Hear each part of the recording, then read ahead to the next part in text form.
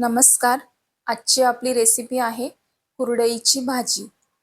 याला काही ठिकाणी कुरडई कांदा असंही म्हणतात. आता ही जी कुरडई आहे ही गव्हाची कुरडई आहे. काही ठिकाणी तांदळाची पण कुरडई बनवतात. तर ही गव्हाच्या चिकापासून बनवलेली कुरडई आहे.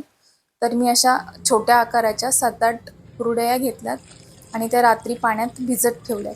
तर पाणी जास्त नाही टाकायचं थोडंसं पाणी टाकून थोडं भिजत ठेवून एक 2-3 मिनिटाने ते पाणी काढून घ्यायचं आणि अगदी थोडंसं पाणी ठेवायचं आणि नंतर रात्रभर हे भिजत ठेवायचं सकाळी बघा आता ही कुरडई जी आहे ती एकदम मऊसूत झाली. आपले नूडल्स जसे असतात तशी ही आपल्याला दिसते.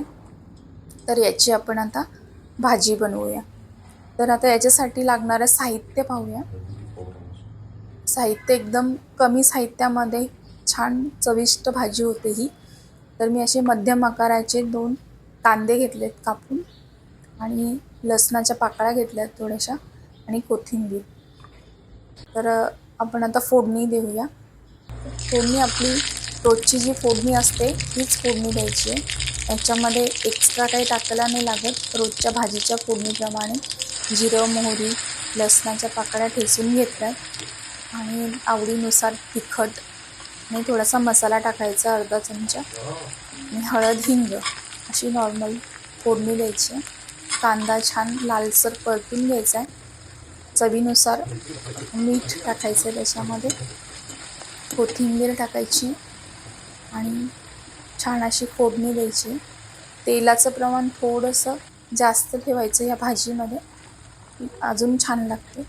आणि आता मी याच्यावर कुरडई आपण जी भिजत टाकली होती ती कुरडई टाकली. छान परतून घ्यायचं आहे. परतून घेतलं की त्याच्यावर झाकण ठेवायचे. कोथिंबीर टाकली मी थोडीशी आणि आता याच्यावर छान झाकण ठेवून एक 4-5 मिनटं याला चांगलं परतू द्यायचं आहे आणि नंतर झाकण उघडून परत एकदा दोनदा हलवून घ्यायची. ही भाजी अगदी 5 मिनिटात शिजते. जास्त वेळ नाही लागत तिला आणि साधी सोपी अशी चविष्ट. तोपर्यंत मी इकडे चपात्या करून घेतल्यात. चपातीबरोबर किंवा भाकरीबरोबर कुठल्याही छान लागते.